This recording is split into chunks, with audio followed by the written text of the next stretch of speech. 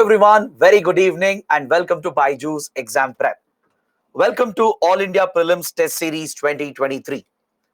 Today, as part of the test series, we shall be discussing the paper related to international relations. As you know, international relations is very important as far as your prelims is concerned. It's a key component of the prelims paper. Usually, we get a lot of questions from international relations, and most of these questions are driven by current affairs. So I really hope all of you have taken the test seriously because it will help you test your current affairs preparedness as far as the exam is concerned. It will help you revise some important topics in IR. So today, I will select few important questions from the paper. At least I'll try to discuss half the paper in the 2 hours that we have. I'll not only discuss the questions and give you the answers, but we'll also develop a broader understanding of these topics. Because if there are questions in this year's prelims, you should be able to answer these questions. Let's understand why these topics are in news. What else can you expect from these topics? Is there any other possibility of questions coming in your prelims? So that is something we'll be focusing on. And also, if you saw the paper, you will know that the paper was a good mix of current affairs and few static concepts. Since IR is mainly driven by current affairs, majority of the questions were from current developments of last 1.5 years. But there were some topics which were static in nature, a little conceptual. That is something UPSC will also follow in the exam. And also, if you look at the difficulty level, there were some easy, straightforward questions, very simple factual questions. It's like if you've gone through current affairs, you'll be able to answer them. There were moderate questions, which requires a slightly deeper understanding. And there were few difficult questions, which requires in-depth understanding of the topic. That is how UPSC prelims will also be. It will have a good mix of easy, moderate, and difficult questions. All right. So what I have done, I've picked a mixture of all these questions so that you can prepare for different types and different formats of questions. All right. So let's start with the first question. Consider the following statements. This is a favorite format for UPSC. UPSC will ask a good number of questions based on this format. At least 25 to 30 questions will be on this format, where 3-4 statements will be given regarding a topic. You have to select the correct or the incorrect statements. This question is related to the Arctic Council. And let's go to the statements. It was established through the Ottawa Declaration of 1996.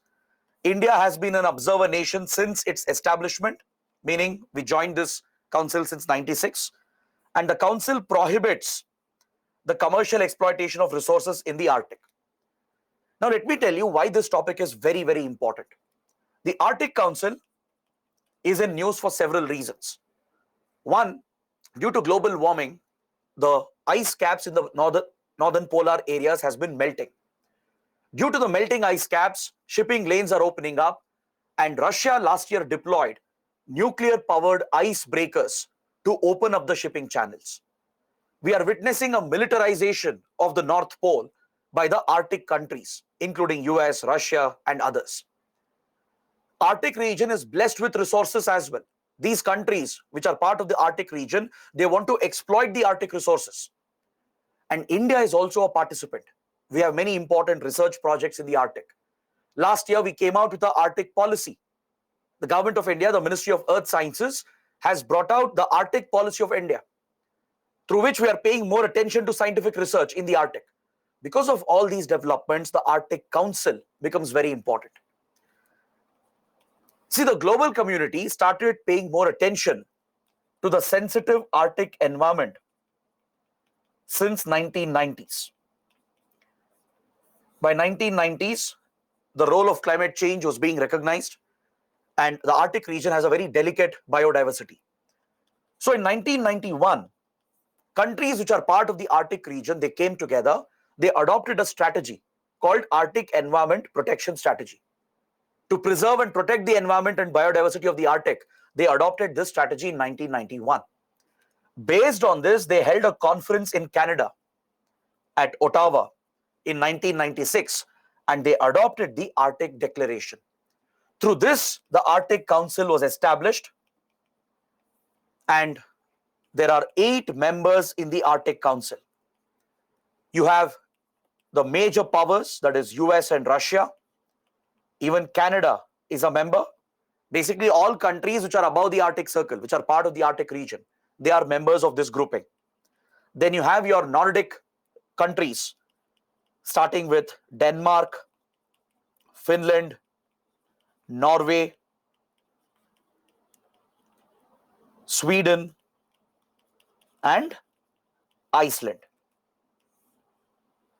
All right, these are the 8 members of Arctic Council. This council is meant to regulate the activities in the Arctic region. It regulates the economic activities, the shipping, the protection of the environment, scientific research, the militarization of the region. Everything is regulated through this council. So based on this logic, you can easily answer the question. See, it was established through Ottawa Declaration of 96. That's a correct statement. India has been an observer since establishment. This statement is wrong, because we became an observer to Arctic Council in the year 2013, not in 1996. We are not part of it from the beginning.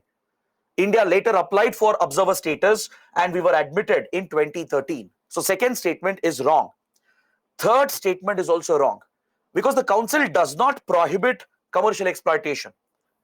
Instead, it encourages commercial exploitation in a sustainable manner. The primary purpose of the council was to regulate the economic and exploitation activities of these countries. So based on this logic, you can rule out the third statement. In fact, you can approach this question from the elimination method as well.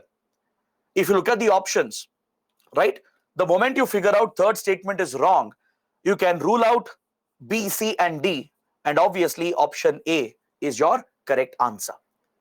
So always pay attention to the options as well. Sometimes if you get confused with the options given, with the statements given, look at the options. Because sometimes, even if you eliminate one statement, you will still be able to answer. Now, let's say you don't know when India became an observer, but for sure you know Arctic Council does not prohibit commercial exploitation, because the very purpose of the council is to regulate the commercial activities. So based on this understanding, you can say third statement is wrong. So if I eliminate B, C, and D, obviously option A is the right answer. That is how you have to develop these strategies. Even with partial information, partial knowledge, you can answer some questions through the elimination method. All right, that is where the test series will help you. You can develop these strategies, cultivate these approaches. Let's look at the second question. With reference to India's role in international politics, India is a member of which of the following organizations? Mekong-Ganga Cooperation, Better Than Cash Alliance, or Five Eyes Alliance? So to answer this question, you should know what these groups are. You should know what are they focusing on. Is India a member of these groupings? Right? You need that basic factual knowledge. The MGC, right? I think you can easily guess, even if you don't know about it, you can take a guess here, because it includes the name Ganga. The group is named after the Ganga River. Why would it be named after Ganga River if India was not part of it? Based on common sense as well, you can say India is a member of MGC. All right. This is a regional grouping focused on Southeast Asia. India established this as part of its Look East policy, under which we have paid more attention to Southeast Asian countries. So along with India, we have brought the Mekong countries together. Just like Ganga is the lifeline of India, Ganga is a major river in India, the Mekong is a major river in Southeast Asia. The Mekong countries, the Mekong Delta countries, are CLMVT countries. Cambodia, Laos, Myanmar, Vietnam, and Thailand. These are the countries which are part of MGC along with India.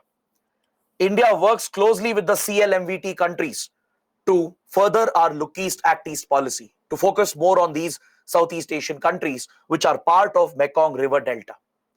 So the first one is correct. Next, what is Better Than Cash Alliance? This is a grouping of several governments, companies, and organizations. It was established around 2012. All right. And India joined this grouping around 2015. This group is basically focused on promoting the adoption of digital payments Switching from cash to digital payments, that is the focus of this alliance. The name itself tells you better than cash. Digital payments are better than cash-based transactions. So to promote the adoption of digital payments instead of cash transactions, this alliance was formed between several governments, private companies, and few organizations. So India also joined this grouping because today India is a global leader in digital payments. Ever since we brought out the JAM Trinity, the Jan Dhan Yojana, Aadhaar, and linked with this with mobile phones, it has enabled India's rapid digital transition. Today, we lead the world with regard to digital payments after the UPI interface was set up through the Unified Payment Interface, right? There are many startups which have come up, which have used the government infrastructure and facilitated digital payment transactions, right? Today, India has overtaken even developed countries when it comes to digital payments. From a local cart vendor to vegetable vendor in the streets, they all have digital payments today, right? That is the penetration, the deep penetration India has achieved. So that is why there can be a question on better than cash alliance, and India is a member. However, we are not a member of Five Eyes Alliance. The Five Eyes has been making news because of the Western rivalry with China and Russia. Western countries are involved in a cold war with China and Russia, as you know. And some of the Western countries, US, UK, Canada, Australia, and New Zealand, they have an intelligence gathering and intelligence sharing initiative that dates back to the post-World War era. During the Cold War period, these Western democracies, like-minded countries, they formed a global intelligence gathering mechanism. It mainly focuses on intercepting all forms of communication. These five countries, through their intelligence agencies, through their technical intelligence agencies, they have the ability to intercept every communication, every phone call, every message, everything on the internet. Is that clear? Even satellite-based communication. Any form of communication can be intercepted by this intelligence alliance. All right. So India is not a part of it. It's US, UK, Canada, Australia, and New Zealand. So obviously, the right answer is A, 1 and 2 only. All these groups were in the news over the last 1 year. Next, the third question. The Samarkand Declaration, recently seen in news, is related to which of the following? See, there are some important regional groupings which keep meeting every year. There are important summits that happen. India would also be a participant. And at the end of the summit, they often adopt a joint statement or a joint declaration. These declarations are also important for your prelims. Samarkand Declaration was adopted recently after the Samarkand Summit of SCO, the Shanghai Cooperation Organization, which is a very important Eurasian grouping. It's a major grouping of the Eurasia, Central Asia region. All right. It focuses on political issues, economic, security, military, defense, cultural issues. All these issues are focused upon by the SCO. And SCO is very, very important this year because currently India is holding the chair. We are going to host the 2023 summit at Goa. All right. There are some important developments related to SCO which have happened in the last couple of years. There's actually one more question on SCO. I'll come to it. I'll explain a few other important points about SCO. So for now, just know that during the recent summit at Samarkand in Uzbekistan, the Samarkand Declaration was adopted by the SCO member countries. All right. There were some important developments here. New initiatives were launched. New member was added. A lot of big developments happened. That's why Samarkand Declaration can be important. Because we are going to take forward the SCO from here. We are going to host the summit at Goa, and there will be a Goa Declaration this year. That is why UPSC might ask a question on the Samarkand Declaration. So the right answer is option A. Very simple, very straightforward. Next, question number 5. It's related to FATF, Financial Action Task Force. FATF has been making a lot of news because of money laundering, right? It's a global intergovernmental body meant to focus on money laundering and terror financing. Recently, Pakistan which was on the grey list of FATF, has been removed from the grey list. All right, that's why the topic is very important, and we have asked a question here. Countries that are included in the grey list of FATF may face which of the following? Will they face problem in getting loans from other countries? Will they lose membership in multilateral organizations backed by the UN? Will they face economic sanctions from the World Bank? So to answer this question, you should know the consequences of getting grey listed by FATF.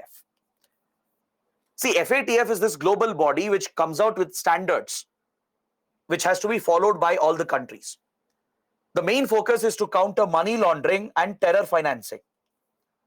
So countries have to bring out laws and policies to implement the standards to tackle money laundering and terror financing. Those countries which don't follow the standards, those who are deliberately violating the standards, those who are not serious in tackling money laundering and terror financing, they can be punished by FATF. FATF has the powers to monitor and review the enforcement of these standards. During review, if any country is found to be lacking and deliberately the country is not implementing the standards, FATF can grey list that country. Getting grey listed is like a notice. All right. This in itself has some economic consequences. And even after this, if the grey listed country does not follow the standards, if it does not implement the targets given by FATF, this country can be blacklisted. Getting blacklisted has very, very serious consequences for the economy of that country. Is that clear? So that is why you should know the consequences of getting grey listed or blacklisted by FATF. So can someone tell me what is the right answer here? Let's see how many of you get it right. Can someone take a guess? Option C, option A.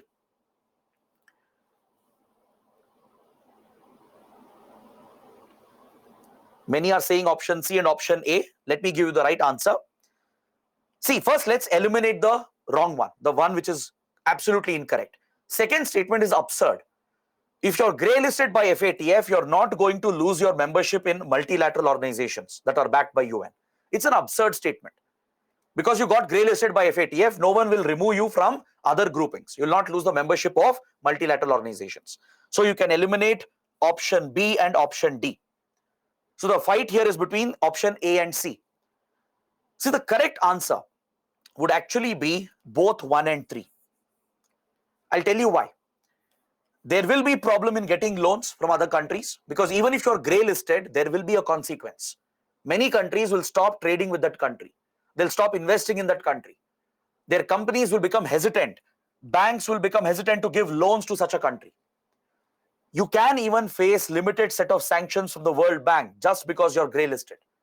See, if you're blacklisted, definitely you'll face an international boycott. Like for example, Iran, North Korea, then Myanmar. These are the only 3 countries which are currently blacklisted by FATF. They are facing a complete boycott in international trade and investments, and they are facing economic sanctions from all countries and all organizations. But grey listed countries can also face the penalties, at least to a smaller extent. World Bank, Asian Development Bank and others, they will become hesitant to give loans and funds and investments to such countries. You can see a limited set of sanctions on those countries. So in many ways, we can say that option A would be correct. Is that clear? Even though this is usually for blacklisted countries, even grey listed countries can face these actions. We have seen this happening with countries like Zimbabwe, Tanzania, right? Even Pakistan to an extent. They face problems in getting loans, funds, not just from other countries, but even from World Bank. In a way, you're getting sanctions imposed. So 1 and 3 would be correct. Option A would be the right answer. Next question. UPSC loves to ask map-based questions from international relations. Based on international developments, map-based questions, geography-based questions can come. This is where your map reading skills are very important. If you look at last year's paper, we had 14 questions from IR and a lot of questions were based on map reading. All right. So this is one such question. The term Levant, often seen in international news, corresponds to which of the following modern day countries? Israel, Jordan, Iran, Lebanon. So you need to know what is the Levant region. If you're reading newspapers regularly, trust me, you will come across the term. If you're curious, you have put in that extra effort, you would have read about the Levant. You would have at least Googled what is the Levant region. Where is it located? Which countries are part of it? Levant is this region located around Israel. The term itself was coined by France. It's a French word actually, which means lever or rise, right?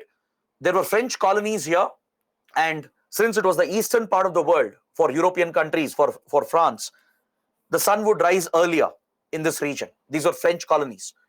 So based on the French word lever or rise, the term Levant has been coined for this region. So this region covers not just Israel, it covers Lebanon, Jordan, Syria, Iraq, to an extent parts of Turkey as well. Roughly this region is called the Levant region. It's mainly Israel, Jordan, Lebanon, then Syria, Iraq. But some parts of Turkey as well are considered to be part of the Levant. Clearly, Iran is not part of it. In the explanation, the map has been given. Please go through that. You'll understand what exactly is the Levant region. So you can automatically eliminate Iran. If you're familiar with the map, if you have that picture at the back of your mind, you will know Iran is located near Afghanistan. Right? After Iran, you have Iraq. So Iran cannot be part of the Levant. Levant is closer to the Mediterranean. It's closer to the Mediterranean. All right? So you can eliminate Iran. The moment you take out Iran, look at how options get eliminated. All right? So Israel, Jordan, Lebanon, all three are part of it. 1, 2, 4. What's the right answer? Option D is the correct answer. See, nobody can teach you this entirely. Nobody can spoon feed this information to you. This is getting covered in a lot of current affairs topics. We would have read about Israel, we would have read about Iraq, we would have read about Syria and Turkey. So there you should have paid attention to such terms. You should have opened the map. Keep an atlas with you all the time. Look at the map, look at the countries present. Identify important geographical areas around it. So that is something you do as a part of your preparation. For example, you should know what is the Sahel region. You should know where it is located, which countries are part of it. You should know what is the Mekong region, the Mekong Delta, which we discussed earlier. All right. So such important regions are, very relevant for our prelims. That is something you have to focus upon. Next, there is a question on International Criminal Court. I feel this topic is very important because the ICC has been in news for several reasons. At ICC, there are cases going on against Myanmar for committing massive human rights violations against the people of Myanmar. There are several African countries facing charges as well. Many African leaders, military officials, security officers, they've all been charged, issued arrest warrants at the International Criminal Court. But the biggest development is recently, just last week, Russian President Putin has been charged by the ICC for committing war crimes, crimes against humanity, and an arrest warrant has been issued against Putin. Is that clear? This is directly linked with the Russia-Ukraine war. So you can expect a question here. It is a UN body whose mission is to try individuals for crimes. The head of state is exempted from criminal responsibility. It prosecutes individuals and not groups or states. Which of the statements are correct? See, the ICC was established through the Rome Statute. The Rome Statute that was adopted in 1998. It came into force in 2002. And since then, ICC has been dealing with war crimes. It deals with genocide, crimes against humanity. So such large-scale violation of human rights are dealt with by ICC, criminal charges are invoked, and individuals responsible for these crimes are held guilty and punished through the ICC. Is that clear? Third statement is absolutely correct. It prosecutes individuals. It will prosecute ministers, prime ministers, presidents, military officials, intelligence officers, security officials who are responsible for these crimes. They will be charged and prosecuted and punished, and not entire groups or states. So statement 3 is absolutely correct. The head of state is exempted. No. I just told you, Putin has been charged. Arrest warrant has been issued against him, right? Even Sudan's president was recently held guilty of war crimes by the ICC. Many African leaders, even presidents and prime ministers, have been punished. All right. So second statement is incorrect. They're not exempted. Nobody is exempted. Any individual, anyone who's part of a government who's responsible for violating human rights on mass scale can be prosecuted. Is it a UN body whose mission is to fulfill the accountability for crimes? No. First statement is also wrong. It's not a UN body. It's actually independent of the UN. All right. And it not only deals with crimes, it mainly deals with war crimes, with genocide, with ethnic cleansing, with crimes against humanity. This happens in a civil war or in warlike conditions, right? It does not deal with any form of crime, not with regular crimes. So statement 1 and 2 are wrong. All right. So now what is the question asking? Please read carefully. You have to be very, very careful. It's asking you to identify incorrect statement. So 1 and 2, option A would be the right answer. This is where you have to concentrate in the examination hall. That is why such questions are added. Sometimes many students skip the statement, right? They assume that correct statements are being asked. They will select the wrong option and go ahead. Even if they know the answer, they might make a mistake. You might not only lose marks, you'll also get negative marking. Be very careful. Read every word carefully in the question paper. It's asking for incorrect statements. 1 and 2 are incorrect. Option A is the correct answer. Imagine if there was an option 3 only. Students who don't read this, who don't pay attention to this, they would have selected 3 only. Even after knowing the information, they will get the wrong answer and they'll suffer, right? So concentration is very important. You have to read every word carefully, pay attention to every single word. Next question related to another recent development, the Indo-Pacific Economic Framework for Prosperity. Which of the following countries is not a part of IPEF? Very factual question. Very simple and straightforward question. Now see, there are 2 ways of approaching such topics. Either you know what is IPEF. Either you sit and mug up the members. All right. That is a traditional way of doing it. There are actually 14 countries who are part of this. So if you're able to do that, well and good, fine. You can approach this conceptually as well. I'll explain how. See, IPEF is a proposal by the US. It's a US-led economic initiative. Please remember, it's not a free trade agreement. It's not an FTA. It's not your regular FTA. It's an economic partnership. It focuses on Indo-Pacific countries to create an economic framework, and there are 4 key pillars. 4 key areas of cooperation have been identified. First one is fair and resilient trade. This will provide for fair trade opportunities. Through this, the countries will harmonize their trade laws and trade policies. They will focus on building supply chain resilience to make the supply chains resilient. All right. Next, they will focus on infrastructure creation, clean energy and decarbonization, creating the right infrastructure, establishing connectivity, investing in clean, green energy, decarbonizing the economy. That's the third pillar. And the last one is tax and corruption, tax evasion and corruption, laws related to taxes, tackling tax evasion, money laundering, corruption within the government. These are the 4 key pillars of IPEF. The countries can join any of the pillar they want. For example, India has joined only 3 pillars. We have not joined the first pillar. We are not comfortable with the trade arrangement, so we have not joined this initiative. We are part of the other 3. All right. So this is a US-led initiative mainly to counter Chinese influence in the Indian Ocean, in the Indo-Pacific region. All right. So all the allies of US, like-minded countries, which are those? Australia, Japan, right?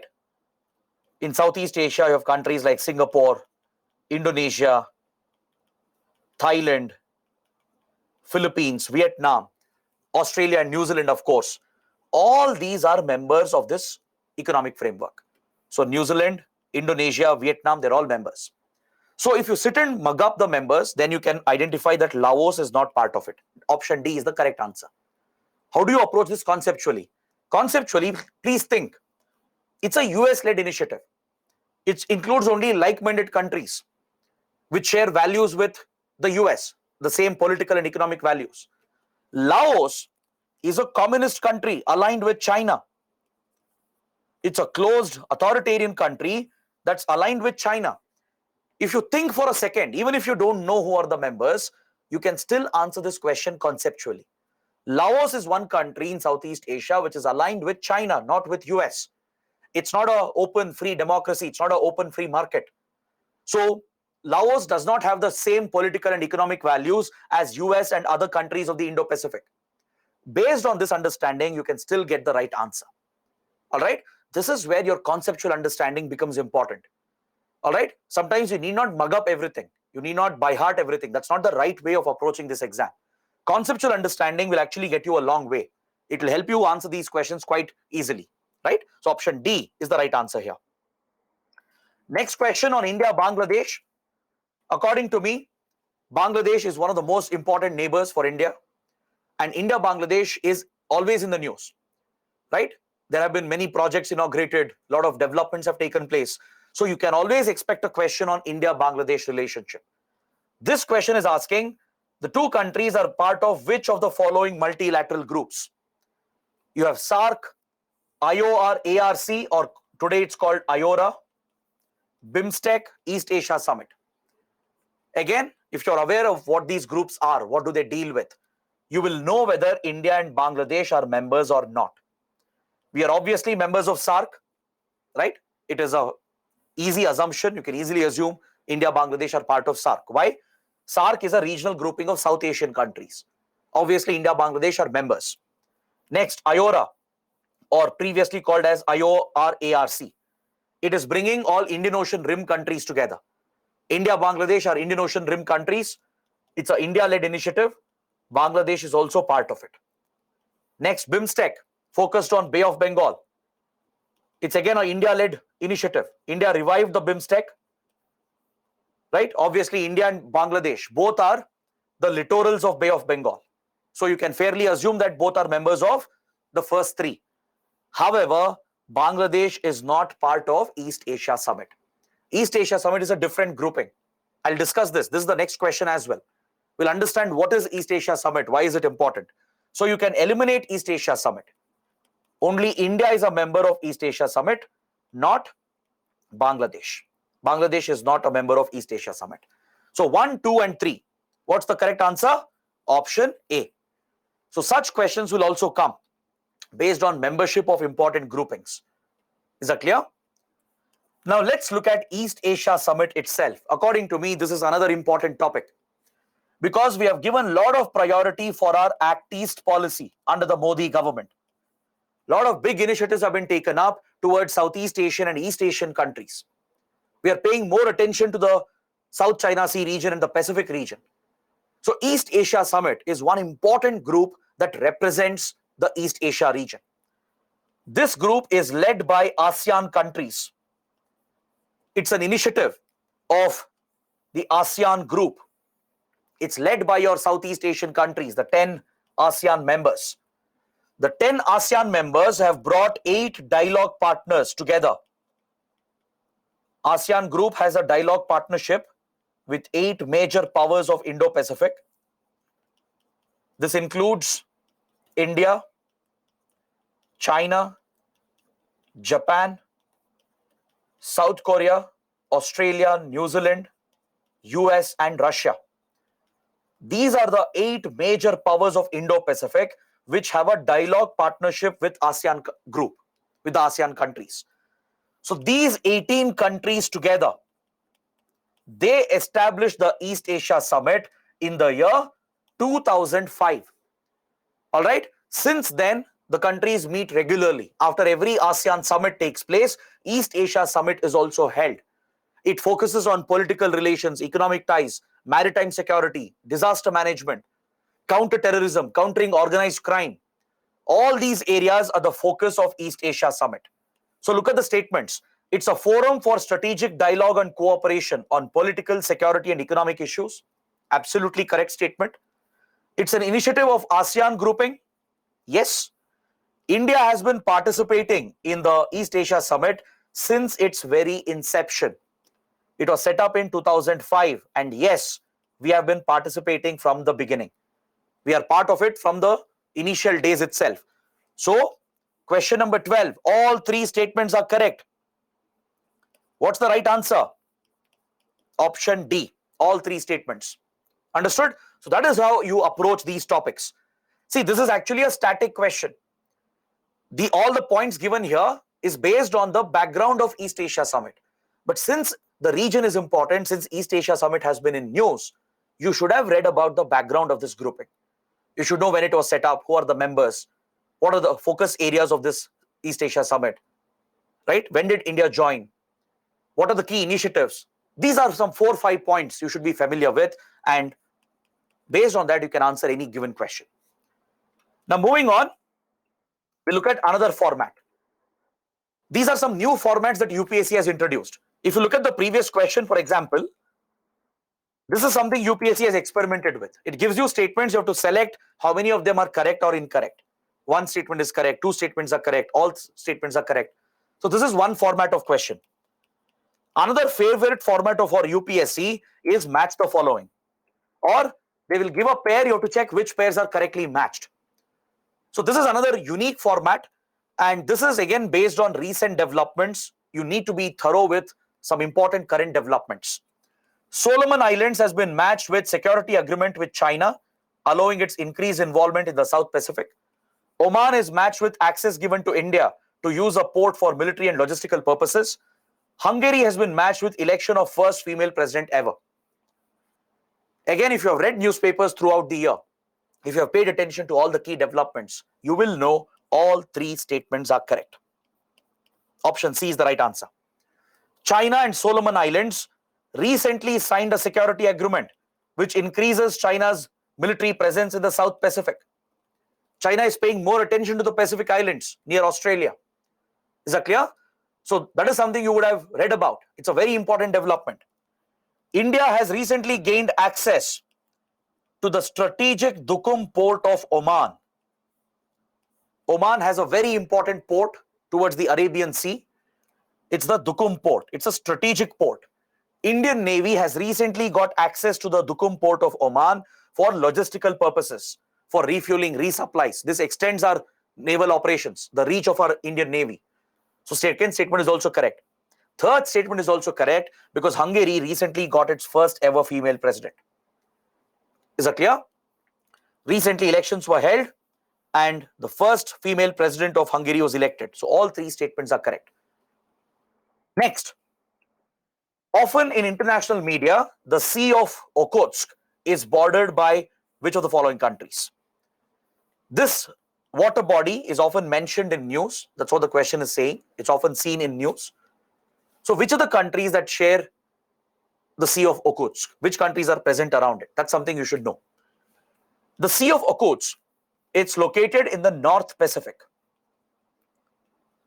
All right? In the North Pacific after East Asia.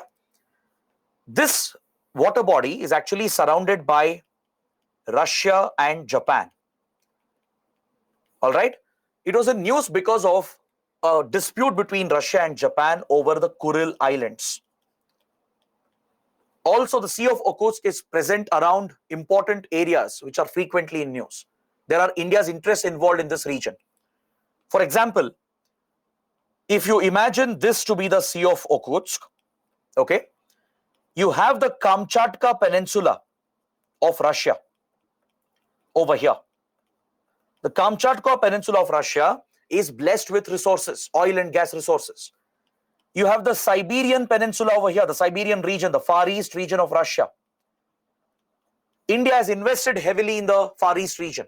We take part in the Eastern Economic Forum. which is organized by Russia to bring investments to the Far East region. We have invested more than $1 billion. There are many Indian companies operating in the Russian Far East and in Kamchatka Peninsula. Then you have Sakhalin Island, which also belongs to Russia. Here, ONGC has investments.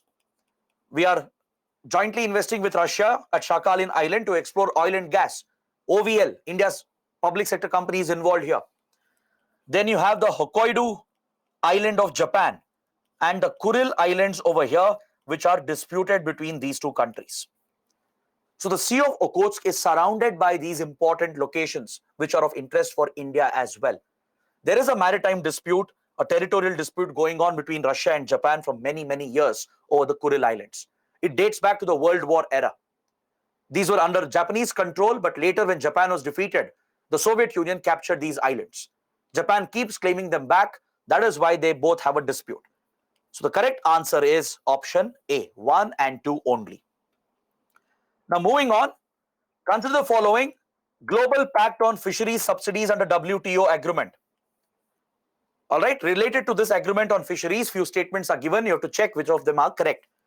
WTO negotiations on fisheries subsidies were launched in 2013 at Bali Ministerial. The pact is binding on all members of WTO. It prohibits subsidies for fishing in the high seas, which are outside the jurisdiction of coastal countries. You have to check which of the statements are correct. All right, let's see one statement after the other. Statement 1 is actually incorrect. It does deal with fishery subsidies. All right, it definitely deals with fishery subsidies, but it wasn't launched in 2013. It was launched much before this, during the Doha Declaration of 2001, not at Bali Ministerial. It is not binding on all members of WTO. This is also incorrect because it gives an exemption for few years for least developed countries, for few developing nations and underdeveloped countries. This agreement, which regulates fisheries, it basically tries to create a fair agreement for fisheries in the world. It focuses on bringing down fishery subsidies by certain countries to create a level playing field. But the problem is it wasn't adopted in 2013, not at Bali Ministerial. It was done much before that. And it's not binding on everyone immediately. It is binding on developed countries. They have an immediate obligation. But developing nations, underdeveloped, least developed countries, they have an exemption for some years. So it will come into effect only after a few years. So it's not binding immediately on all the members. So 1 and 2 are incorrect. But statement 3 is absolutely correct. It prohibits subsidies for fishing in the high seas, that is beyond your exclusive economic zone, beyond your recognized jurisdiction. If a country tries to illegally fish in high seas, here subsidies cannot be provided. This is prohibited. So option B is your correct answer, 3 only. All right. The WTO agreement on fisheries was in news. It is being debated. It is a source of conflict between developed and developing countries. Right. That is why you should know these important agreements of WTO. The agreements related to agriculture, fisheries, they're all very important. Because if we accept these commitments, right, it might affect our farmers, our fishermen, our coastal communities. That's why developing countries like India, they carefully negotiate these agreements. The agreements dealing with agriculture subsidies, fishery subsidies are very, very important for the exam. All right. Now let's look at a related question. It's related to a group called G33 countries. With reference to grouping of G33, consider the following. It's a coalition of 33 countries who are top exporters of agricultural commodities.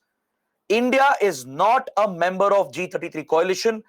It deals with resolution of WTO's mandated issues in agriculture.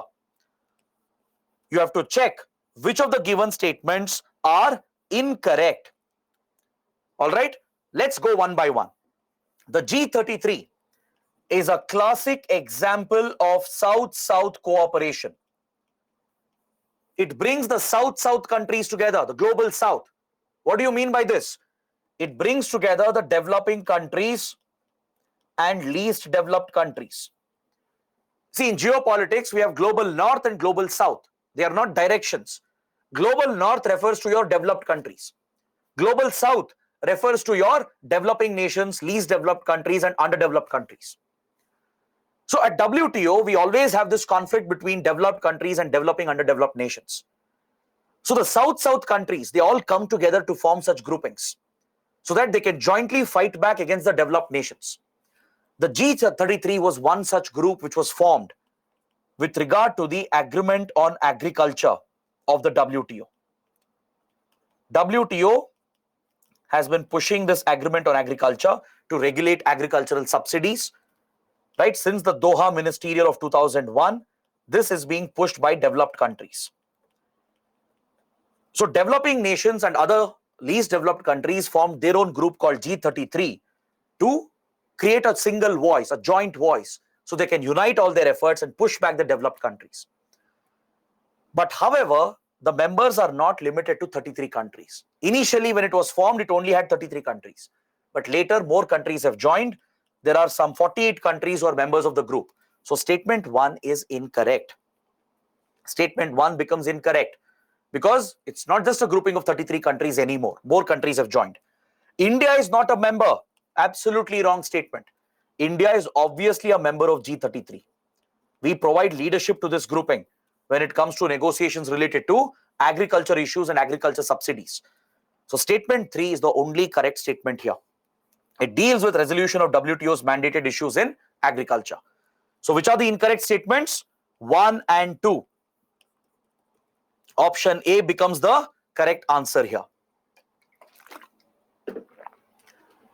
Now moving on, look at another important question related to WTO issues itself.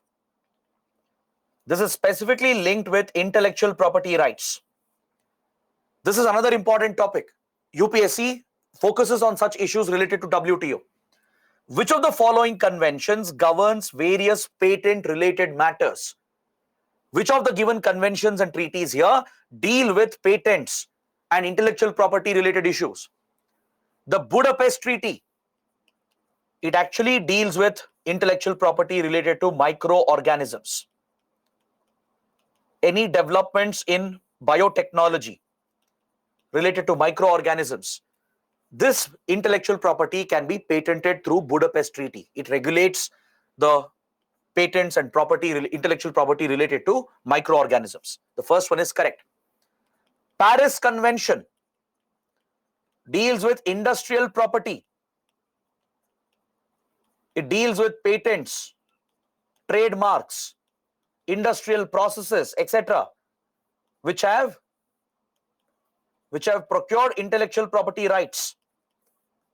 It's one of the oldest intellectual property regimes, which today comes under the WTO TRIPS format, trade-related intellectual property system, and the World Intellectual Property Organization, or WIPO, right? WTO TRIPS and WIPO, they look at aspects of intellectual property rights.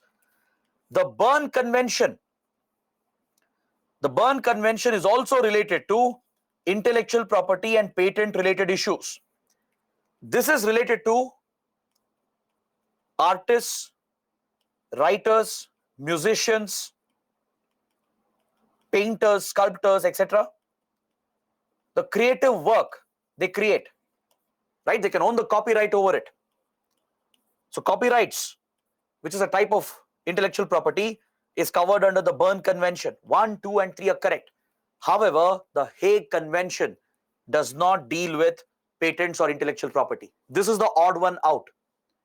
Can anyone take a guess? What does Hague Convention deal with? Does anyone know what does the Hague Convention deal with? ICC, no. Does anyone know what does the Hague Convention deal with? Deals with peace, child rights. Abhishek says child rights. Very good. See, there are two types of Hague Conventions. All right. There is one Hague Convention which deals with war crimes. This is from the World War era. It deals with wars, war crimes, etc. It deals with establishment of peace following a war. So even this is a set of Hague Convention. There is a different set of Hague Convention that deals with child abduction. Children who are kidnapped, who are trafficked, with regard to their safety, with regard to safe child adoption. because sometimes in the name of adoption, children are kidnapped and trafficked. So all these child-related issues are also dealt with a set of conventions called Hague Convention. So there are two types of Hague Convention, one dealing with war, crime, etc., one dealing with child rights and child abduction. So it is nowhere related to patents or intellectual property. So you can eliminate the Hague Convention 1, 2, 3. Option A becomes your correct answer. So all these topics, they have not been randomly chosen. They have been picked because for some reason or the other, they were in news in the last 12 to 15 months. So when you're preparing, when you're revising for the upcoming exam, this is what you should do. Look at the current affairs of last 12, 15 months. Ask yourself whether UPSC can ask a question on this topic. So then pay more attention to it. So that is the simplest approach you can take. Next, another important topic, Girmithya countries often seen in news are related to which of the following? Now you guys tell me the answer. Let's see how many of you can get it right. Can you give me the answer for this question? Girmithya countries. Very good. Very good. Majority of them are getting it right. Option A is the right answer. It's related to the indentured labor system followed by British India. It was an exploitative type of labor system that the British brought in to replace African slavery, which had been abolished by the British Parliament. The British Parliament abolished slavery in early 1800s. As a result, British companies, British enterprises suffered losses. They needed cheap labor to run their mines, their plantations, their factories, etc. So they came out with this exploitative bonded labor system called indentured labor system and transported Indians by cheating them, by duping them, by misleading them, and they dumped them on these faraway islands. That's why in faraway countries today, you have a strong Indian community. You go to Mauritius, you go to Fiji, you go to South Africa, you go to Caribbean islands, West Indies, you go to South America, you have countries like Suriname. There you find people who speak Hindi, Bhojpuri, celebrating Indian festivals, right? They still follow Indian customs. Their names are very similar to Indian names. You find a very strong cultural link. It's all because of the indentured labor system. Starting from 1834, the British, they transported thousands of Indian families and they dumped them on these former British colonies. They made them work in plantations, sugar plantations and other crops, made them work in mines and factories. They exploited them. British companies, British families, the elite aristocratic families, they used to run these businesses. They replaced African slavery with cheap bonded Indian labor under the indentured labor system. So these countries, which are very close to India today, they are recognized as Girmithya countries.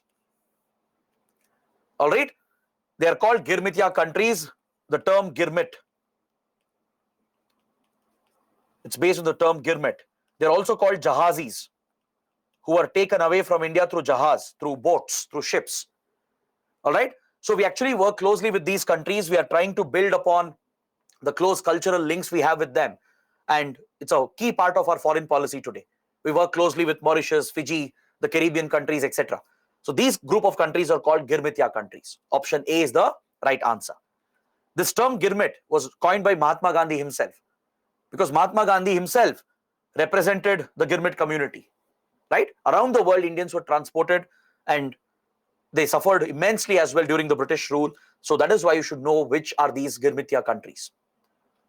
Next question, related to a very, very important group, the OPEC.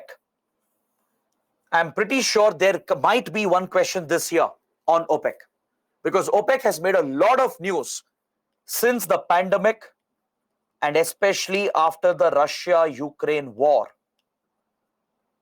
So you should know what is OPEC, what does it deal with, who are the members, what is its role, what is its function. There's another related group called OPEC Plus. All these points are very important for the exam. Let's look at the question. It's an intergovernmental organization of 13 member countries. This is a correct statement. It was set up in 1960s through the Baghdad Declaration. It was set up through the Baghdad Declaration. The major oil exporting countries such as Iraq, Saudi Arabia, Kuwait, Venezuela, they came together to form this group, the major oil exporting countries of the world. They established OPEC, or Organization of Petroleum Exporting Countries, through the Baghdad Declaration. Many countries have joined, some have left over a period of time, but today you have 13 member countries from across Africa, South America, and also from West Asia. All right, there are a few African countries. There are a few South American countries like Venezuela. There are a few West Asian countries which are the source of oil and gas. Kuwait, Iraq, Saudi Arabia, they're all members of this organization. OPEC membership is open to any country that is a substantial net exporter of oil and shares ideals with the organization. This is also a correct statement. According to the OPEC Charter, according to Baghdad Declaration, any major oil exporting country which has similar values with the members, with the organization, can apply for membership. So statement 2 is also right. Statement 3 says, OPEC statute calls for fixing the annual export price of crude oil for the member countries. What do you guys think? Is the third statement correct or incorrect? Can someone tell me whether the third statement is correct or incorrect? Correct. Shweta says it's correct, but many are saying it's incorrect. This statement is incorrect. Statement 3 is wrong. I'll tell you why. See, OPEC functions like a cartel. It is fixing the prices, not directly, but indirectly. All right? Third statement is wrong because it is saying the group is fixing the price. They don't fix the price directly. The export price is not fixed. They can't do that. They are doing it indirectly by manipulating production. They will increase production or decrease production depending on the demand-supply situation. So by altering the supply, they alter the price indirectly. That is why it's functioning like a cartel. And Western countries have a problem with the way in which OPEC functions. Even India has a problem with the OPEC and how it functions. Today, OPEC has formed a larger group, including Russia, called OPEC Plus. Few other oil exporting countries have formed this grouping called OPEC Plus, and Saudi Arabia and Russia especially are dominating the oil market. When the pandemic started, when the oil demand fell, they deliberately cut back production to push up the prices to maintain their profits. When the Russia-Ukraine war began, again when oil markets were hit, they again altered production levels to protect their profits while hurting the other countries which are importing from these countries. All right? So third statement is wrong. They don't directly fix the price. The OPEC statute does not say prices can be fixed. They don't do that. They indirectly manipulate the price by altering the production level. So 1 and 2 are correct. Which of the statements above is correct? So let's see what's the right answer here. 25. If it's asking for correct statements, obviously 1 and 2.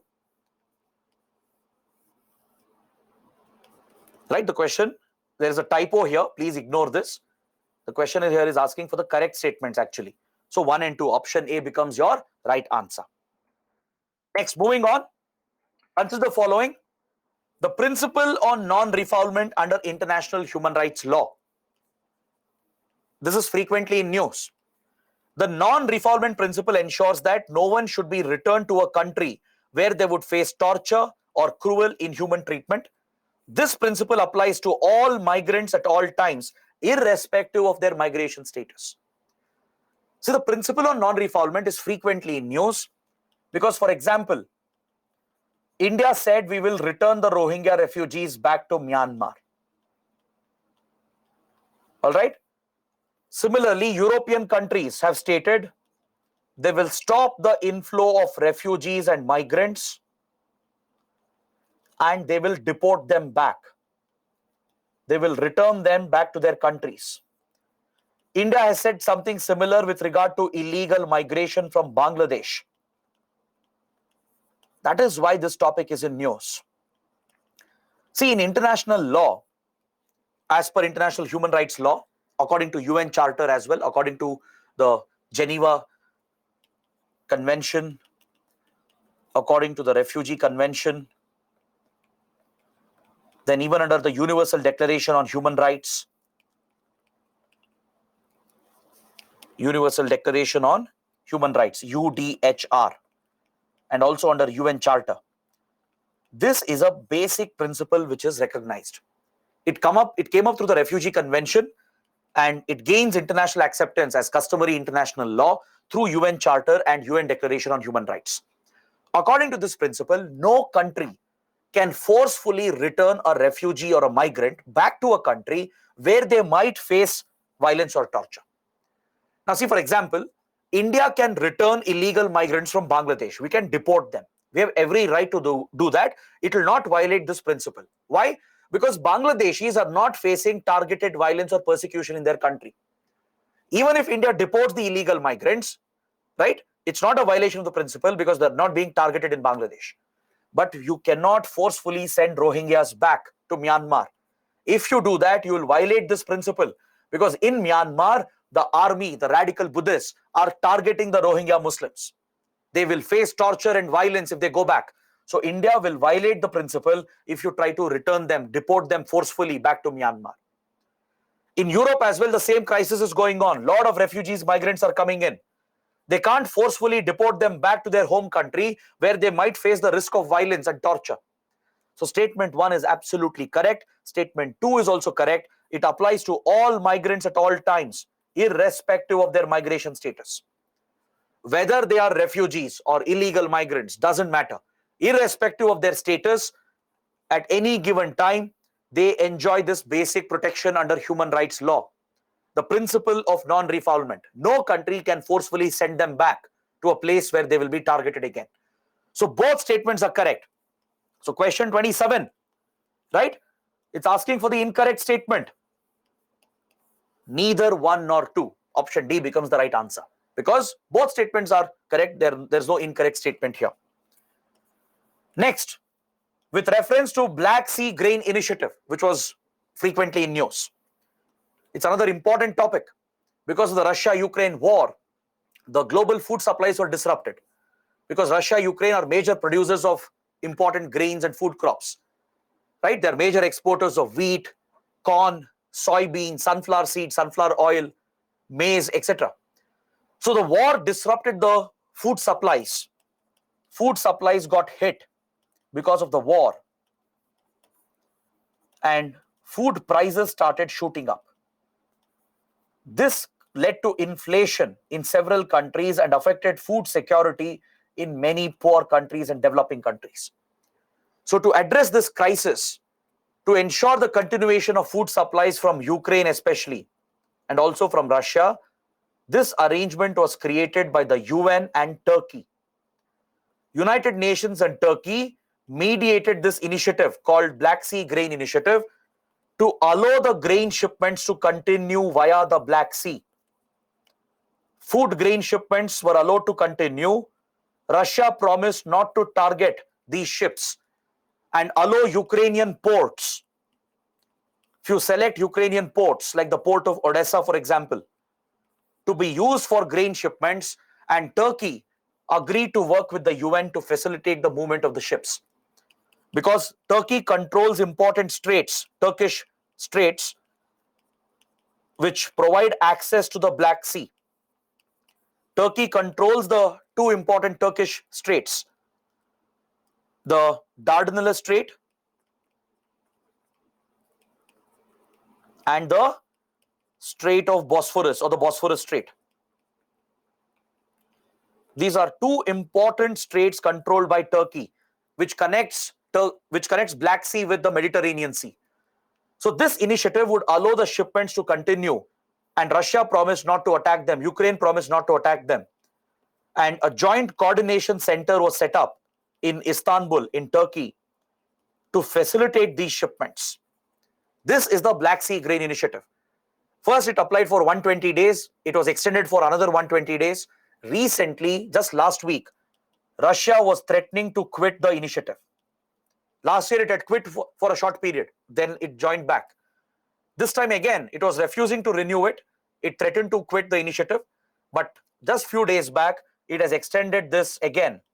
Russia says it's valid for another 60 days, but others are saying it's valid for another 120 days. So it continues to be an important initiative facilitating the movement of food grains. So based on this, let's see the statements. It aims to promote the production of food grains in countries surrounding Black Sea to address issues of global hunger. Ukraine, Russia are parties to it. Initiative can help in tackling escalating global food prices. See, statement 1 is obviously wrong. It's not aiming to increase production of food grains. That's not the purpose. It's not focused on all the countries surrounding Black Sea. It's focused only on Ukraine and Russia to increase the shipments, not the production, to continue the supply, to deal with global hunger, to keep food prices down. So statement 1 is wrong. Statement 2 is correct. Russia, Ukraine are party to it. All right? It was facilitated by UN and Turkey. Third statement is also correct. It helps in tackling escalating food prices, global food prices. So 2 and 3. Option C becomes the correct answer. Next, another important region in news from current affairs. The Tigray region. Tigray region, recently seen in news as a conflict zone, belongs to which of the following given regions?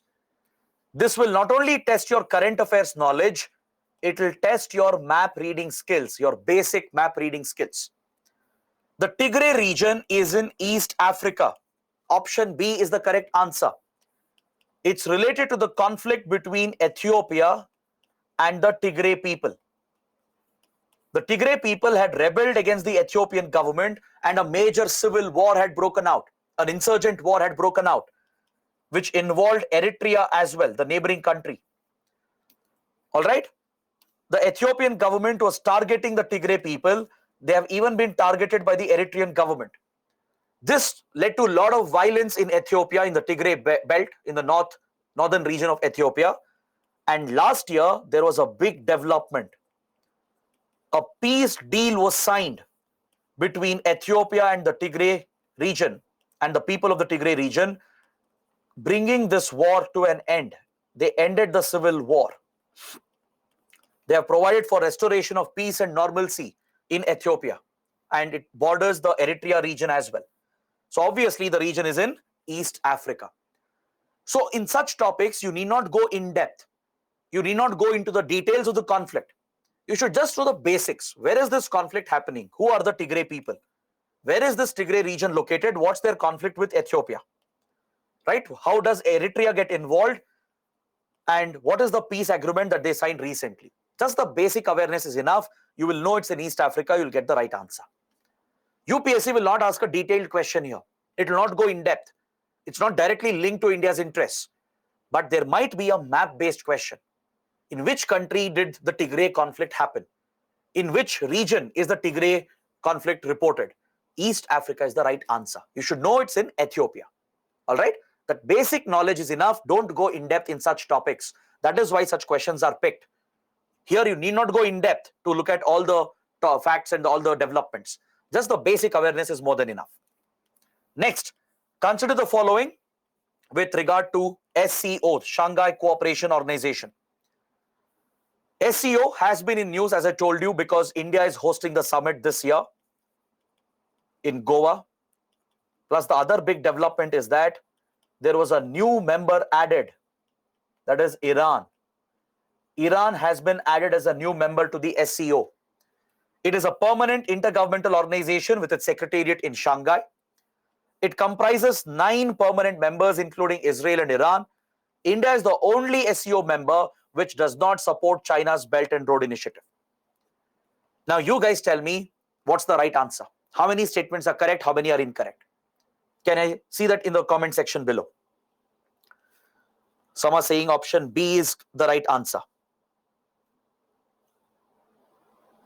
Very few people are getting it right.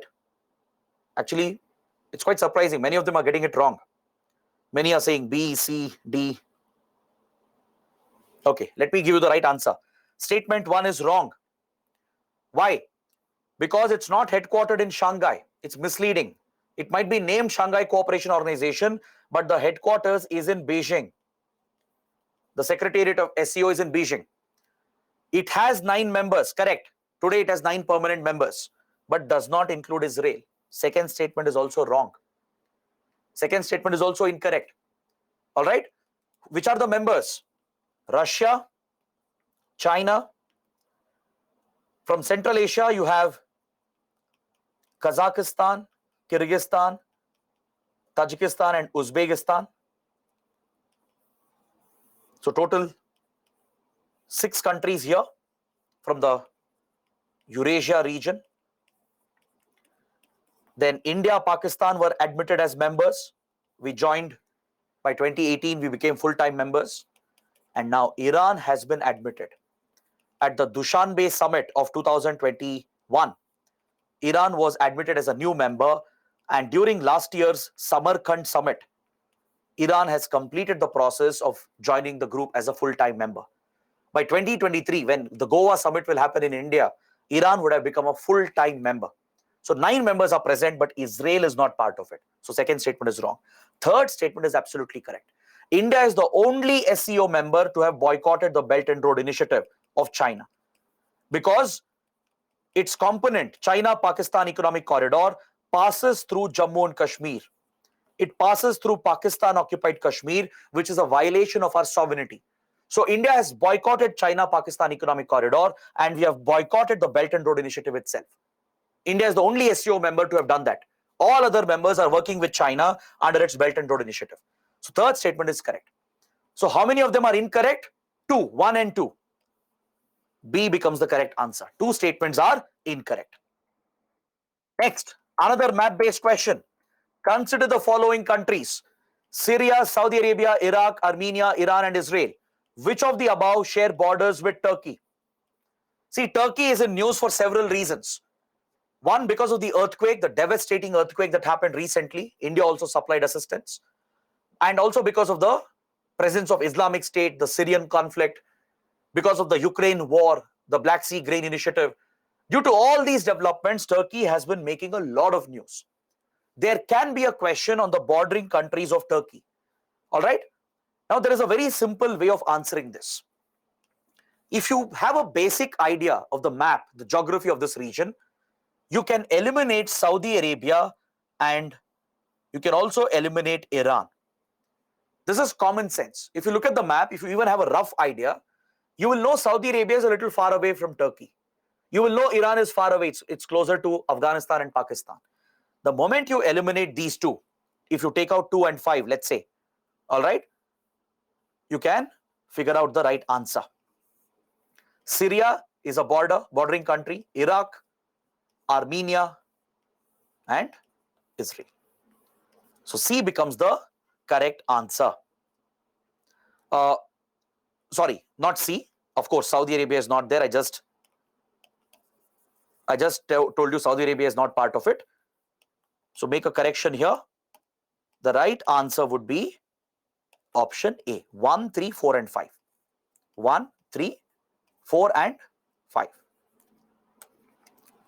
It is Israel which is actually far away. Is that clear? So Israel is a little far away here, not Iran. So if you're familiar with the map of the region, you can pick out these countries. Of course, no one can sit and by heart which countries are present where. You can't exactly memorize the borders and how they share the boundaries. Based on a rough understanding, you can rule out Saudi Arabia and Israel, not Iran. Please make a correction here. So you can say that 1, 3, 4, 5, Syria, Iraq, Armenia, Iran, they share borders with Turkey.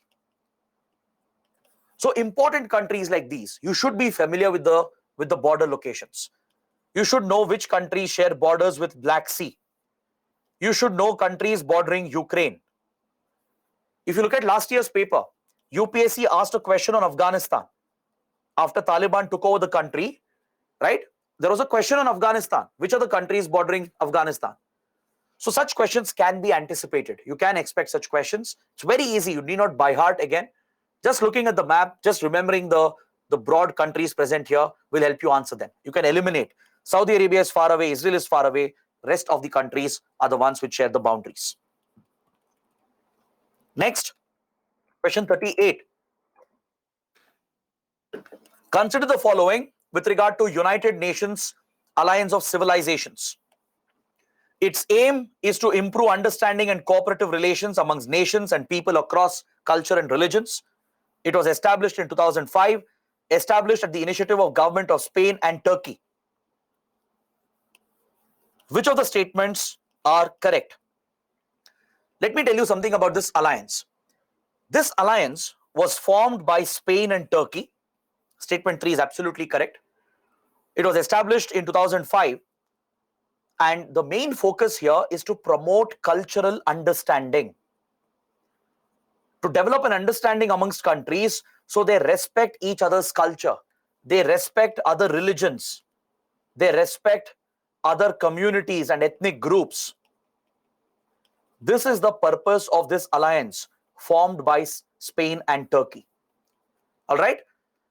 By promoting tolerance, by promoting understanding of each other's culture, you can tackle extremism.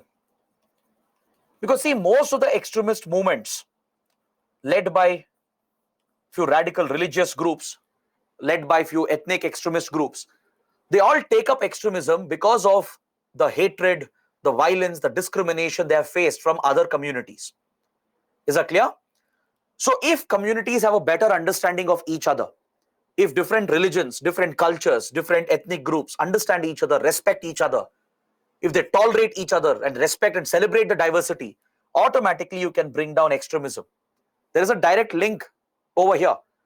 When you don't have a good understanding of other cultures, other religions, other communities, that is when you start stereotyping them. You discriminate against them, you target them. And this leads to divides in the society, which gives rise to radicalism and extremism. So to prevent this and to counter this, Spain and Turkey started this initiative in 2005. So all three statements are correct. Is that clear? Option D becomes the correct answer. This was in news last year as well because of various extremist threats the world has been facing. At the United Nations, Turkey reminded of this alliance to use this platform to build more awareness about different cultures and different communities. That is why the topic was in news. Next, we have another UN convention related to torture and inhuman, degrading treatment and punishment. This is a very important UN convention related to torture. India is a signatory to the convention. The Committee Against Torture is a body of human rights experts that monitors the implementation of the convention by state parties. Which of the statements are incorrect? It's asking you to identify the incorrect statements.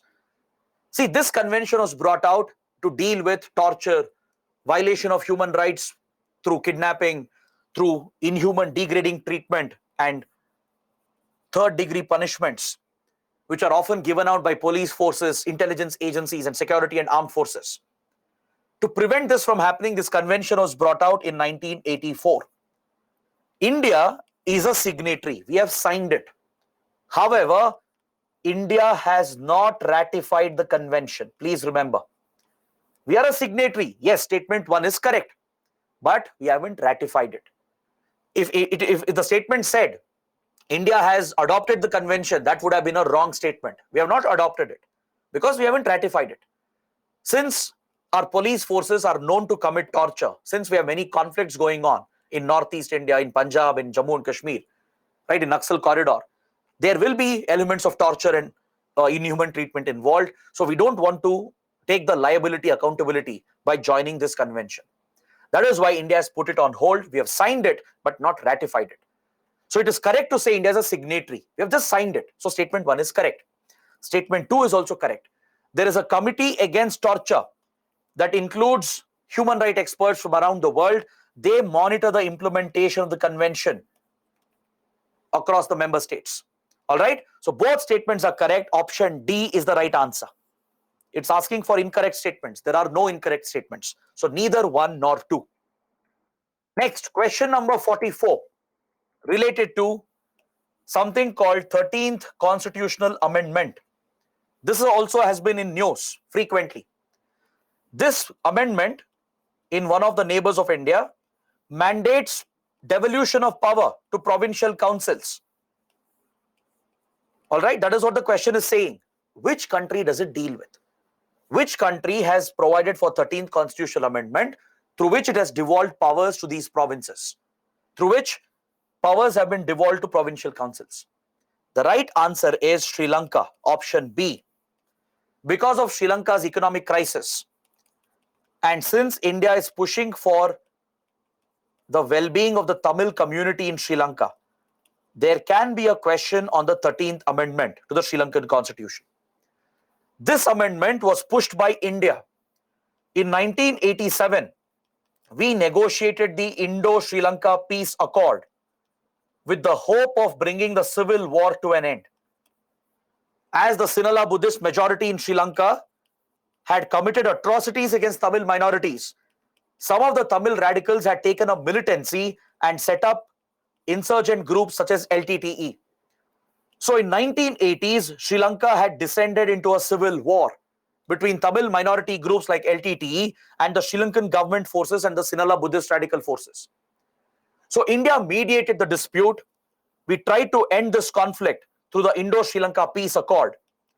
We convinced both parties to surrender, to end the war by calling for a ceasefire. We even deployed Indian peacekeeping forces. We deployed troops on the ground to maintain the ceasefire. And we got a commitment from Sri Lanka to implement the 13th Constitutional Amendment. Through this, Sri Lanka promised it will give equal recognition to Tamil language. Tamil language was recognized. It promised to create more autonomy for the northern and eastern provincial councils where the Tamil community is found. So provincial autonomy was given in northern and eastern Sri Lanka. All right. However, this has not been fully implemented. The autonomy given is only partial. That is why even today, India brings up this issue. Last year, when the economic crisis happened, when India gave $4 billion in assistance to help the Sri Lankan economy, we reminded Sri Lanka to fully implement the 13th Amendment so that true devolution of powers and greater autonomy can be given to the Tamil provinces in the north and east. That is why the topic was in news. So it's related to Sri Lanka. Option B is the right answer. Next, question number 45. Which of the following are recognized as three sisters by the WTO under Sanitary Phytosanitary Measures Agreement? First, let me tell you what are sanitary and phytosanitary measures. This is related to food items, agricultural commodities, drugs, etc. Anything that you consume, basically.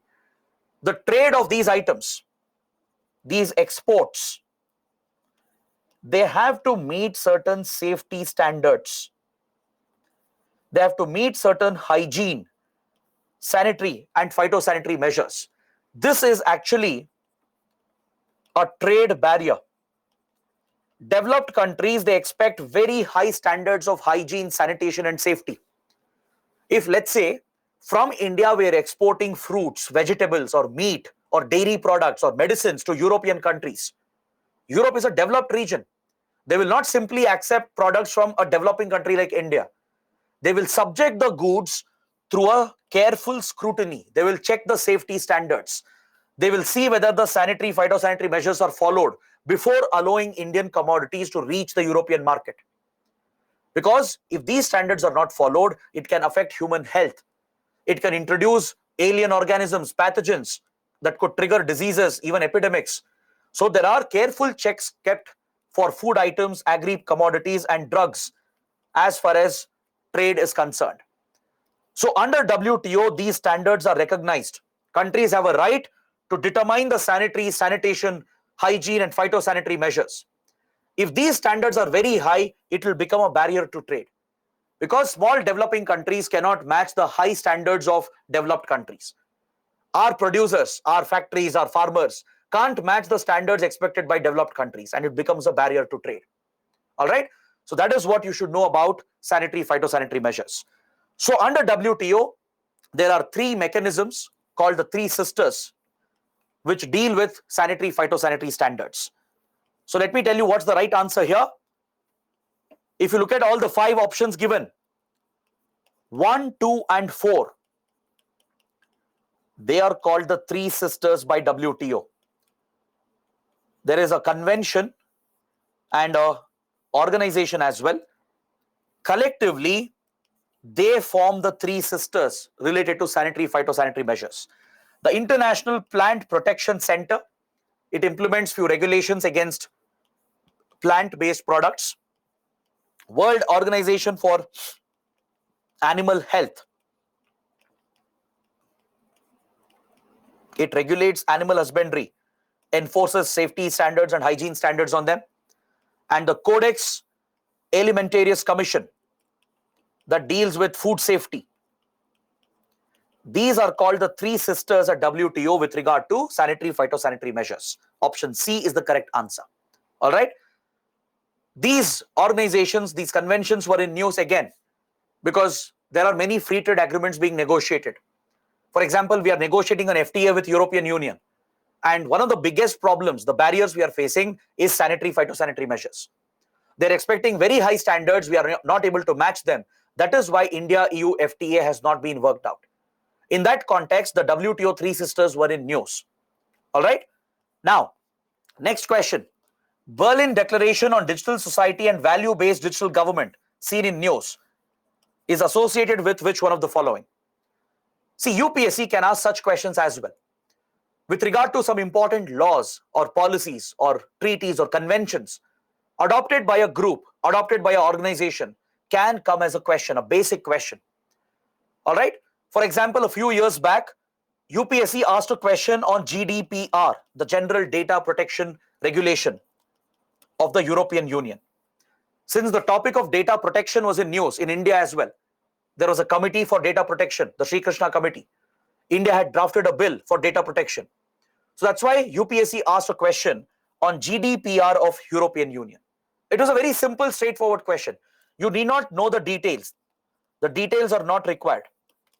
You should just know this law, this policy, this regulation was brought out by which group or which organization. All right. Similarly, the Berlin Declaration on Digital Society and Value-Based Digital Government is associated with European Union. That is option B is the right answer. The Berlin Declaration of EU basically promotes e-governance. It ensures that democratic rights, fundamental rights, and inclusive governance is promoted even while adopting digital government. Is that clear? See, around the world, we are adopting digital governance today. E-governance has become the norm. But it's important to ensure in the digital world, there is equality, fundamental rights and democratic rights are protected. And access to digital services should be inclusive, equitable. So to ensure that democratic principles are reflected in the digital world with regard to digital governance, Berlin Declaration has been adopted by European Union. So option B here is the correct answer. Next, consider the following countries. Which of the above countries are members of Colombo Security Conclave? This is an important topic from last year. Last year, Colombo Security Conclave was established. It includes India, Maldives, Mauritius, and Sri Lanka. These four countries, 1, 2, 3, 4, option C would be the right answer. They have established the Colombo Security Conclave, which allows their national security advisors to look at all the security aspects of Indian Ocean, especially maritime security. All right. See, this was previously called the Trilateral Security Initiative. This was the previous form. It was called Trilateral Security Initiative between India, Sri Lanka, and Maldives. It was set up in the year 2011. So under this, India's national security advisors, India's security agencies, intelligence agencies, they would meet and discuss all key security issues of Indian Ocean. India's ambition was to include Mauritius as well. Last year, we fulfilled this ambition. Mauritius also joined this initiative and we renamed it as Colombo Security Conclave. Bangladesh and Seychelles have participated as well as observers, not as members. Bangladesh and Seychelles are observers to Colombo Security Conclave. So with regard to the question, 1, 2, 3, 4 are the members. India, Maldives, Mauritius, and Sri Lanka. So option C becomes the correct answer. Next, question number 50. Recently, Young Professional Scheme was in news. It was co-launched by India with which other country? This was with United Kingdom. Another straightforward question from current affairs. Recently, at the start of this year, in January 2023, Young Professional Scheme was launched between India and UK. Under this, 3,000 young professionals in the age of 18 to 30 years will be given visas to the other country. They can go to another country to work, to study, or just to live in that country. It will be valid for 2 years. It will promote cultural exchange between India and UK. So 3,000 UK professionals can come to India. They should have a degree. That's the requirement. They should have completed their graduation. They should be in the age group of 18 to 30 years.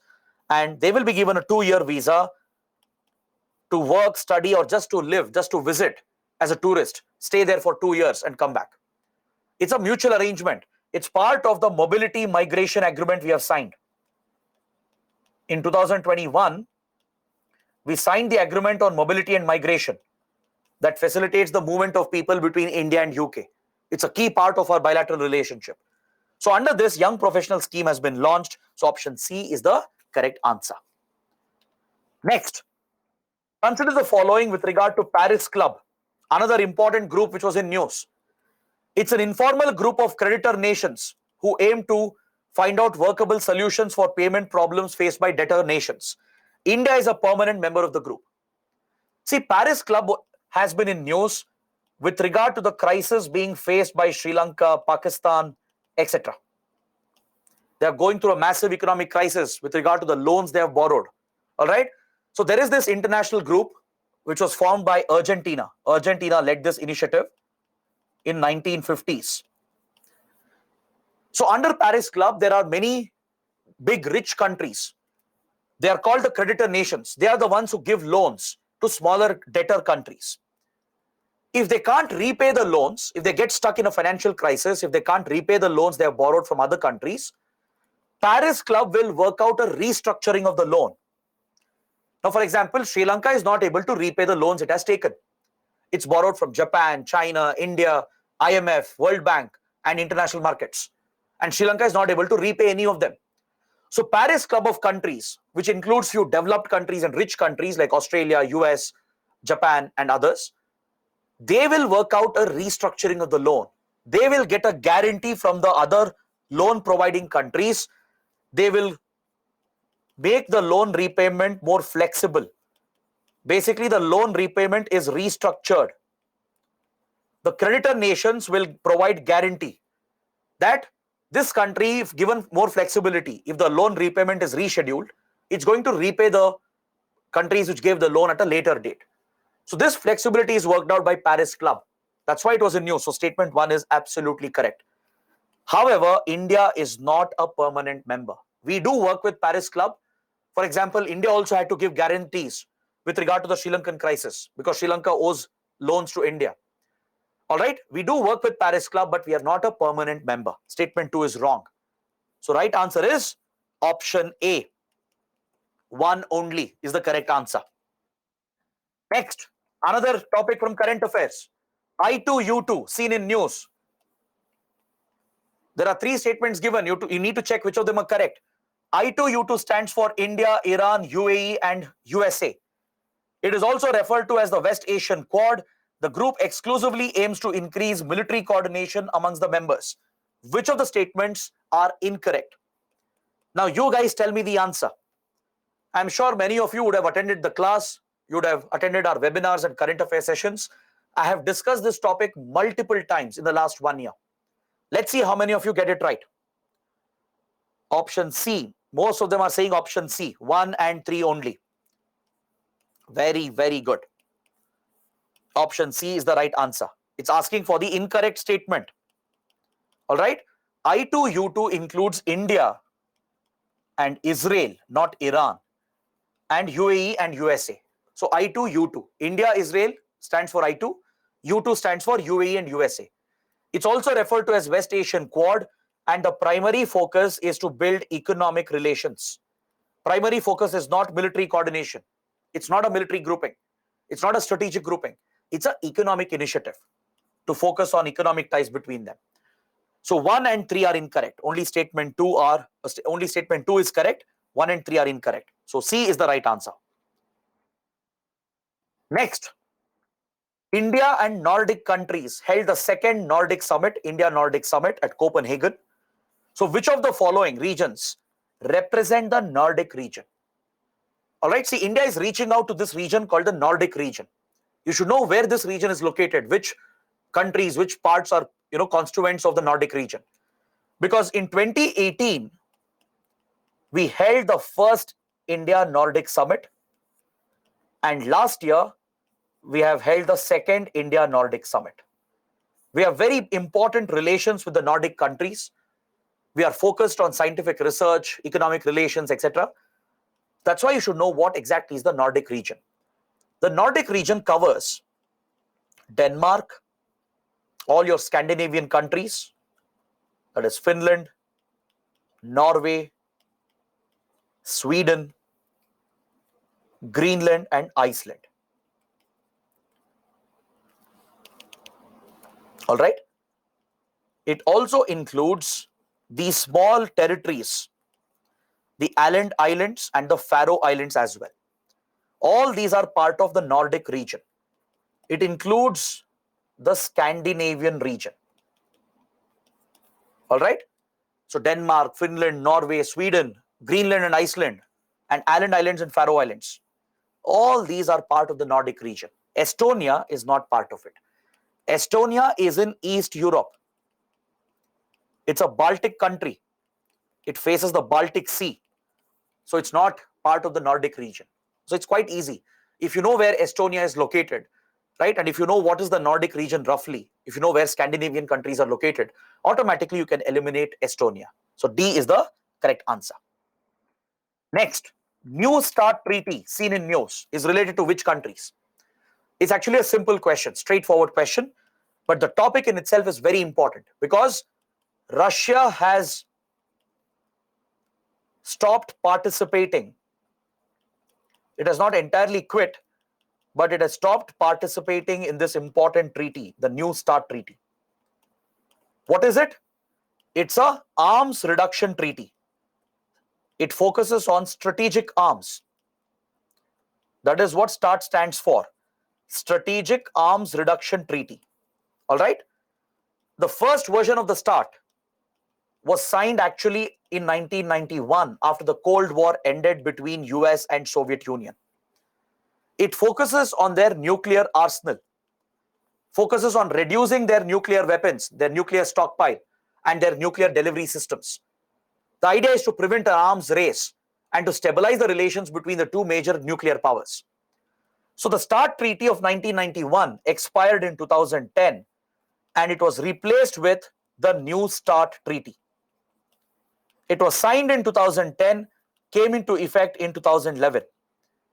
It's supposed to be extended for another period to reduce the nuclear arsenal of both US and Russia. But because of the tensions between Russia and US, Russia has said it is suspending the New START Treaty. It's not entirely quit. It's still a part of it, but it has suspended its participation in the New START Treaty. That is why it was in news. So the right answer is option B. It's a arms reduction treaty between US and Russia. It focuses on reducing the nuclear stockpile, nuclear warheads, the delivery systems, etc. Next, with reference to Normandy format seen in news, consider the following statements. It's an informal forum set up by French, German, US and Russian diplomats in 2014. It aims to discuss reparations owed by each country to developing and least developed countries involved in World War II. Both statements are wrong. Option D is the correct answer. Why? Because Normandy format is related to the Russia-Ukraine conflict. It has nothing to do with reparations owed to the developing countries since World War days. It is irrelevant. It's an absurd statement which has been given. All right. See, in 2014, when Russia created problems in Ukraine, in 2014, Russia annexed the Crimean Peninsula. It annexed a large part of Ukrainian territory. And along with that, it sponsored a separatist war in the Donbas region of Ukraine, in Donetsk and Luhansk, right, which Russia claims to have liberated today. It started sponsoring a separatist war against Ukrainian government. So as these tensions increased between Russia and Ukraine, Normandy format was set up by France, Germany, along with Russia, and Ukraine. These four countries are part of Normandy format. Normandy is a place in France. It's a legendary location where the Normandy landing happened in Second World War, where American troops landed, Allied powers, to target the Nazi forces. So at Normandy, the diplomats of France, Germany, Russia, and Ukraine agreed for this format. It's an informal format to talk about the crisis in Ukraine, the security problem in Ukraine. All right, so both statements 1 and 2 are wrong. Option D is the correct answer. Next, consider the statements with regard to SAARC currency swap framework. This is another important topic according to me. The currency swap arrangement of SAARC was in news because India provided this facility to Sri Lanka. We gave Sri Lanka a $500 million facility through the Reserve Bank of India under the currency swap framework of SAARC grouping. Under the SAARC grouping, there is this arrangement through which countries facing an emergency, countries going through economic crisis, they can seek emergency funds for a currency swap. If a country is not having enough dollars or enough reserves to maintain its imports, right? At that point, it can ask for a currency swap. The currency is exchanged. In this case, between Sri Lanka and India. All right. So India will provide US dollars or maybe rupees or maybe euro as well, whatever Sri Lanka is asking. In return, Sri Lanka will deposit the equal value of it in India. At a later date, after Sri Lanka overcomes the crisis, it will return the money back. The currency will be swapped again. So it provides a backstop line of funding for short-term foreign exchange liquidity requirement. If a country like Sri Lanka faces a short-term foreign exchange shortage, it can ask for a currency swap under the SAARC framework. India's RBI will provide the currency swap. It will be either in rupees or dollars or euro. Usually it is in dollars because it's the global reserve currency. The equivalent of that will be deposited with India. Sri Lanka will provide Sri Lankan rupees, the equivalent of it. So it will use the US dollars we are giving to the currency swap to overcome the short-term crisis. And after a certain point of time, in a later date, it will repay this. It will return. It will swap the currency again. That's why it's a currency swap arrangement. So withdrawals can be made in rupees only. This is wrong. Withdrawals can be made in dollars or euro as well. Usually, currency swap is in dollars or euro. These are the global reserve currencies. It doesn't usually happen in rupees. If required, it can draw in rupees as well. All right. So the correct answer would be option A. One only. One only is the right answer. The first statement explains what is currency swap. It helps countries facing a forex crisis to deal with short-term liquidity management. But second statement is wrong because withdrawals are not only in rupees, it's usually in dollars or sometimes in euro. All right. So that is the right answer for you. Next, consider the following regarding India's role in UN peacekeeping missions. India's contribution to peacekeeping began with the Korean operation in 1950s. This is a correct statement. The topic is very important because India is one of the biggest contributor of troops to UN peacekeeping forces. And in the last 2 years, from 2021 to 2022, India has played a big role as a member of UN Security Council to take up initiatives related to UN peacekeeping forces and their safety and protection. India was a non-permanent member of UNSC for 2 years, from 2021 to 2022. So under India's presidency, when we held the presidency of UN Security Council for 2 months, we brought up many initiatives to protect UN peacekeeping forces. That is why the topic is relevant. So the first peacekeeping mission of India was in the Korean War, in the Korean Peninsula, which was a UN peacekeeping mission.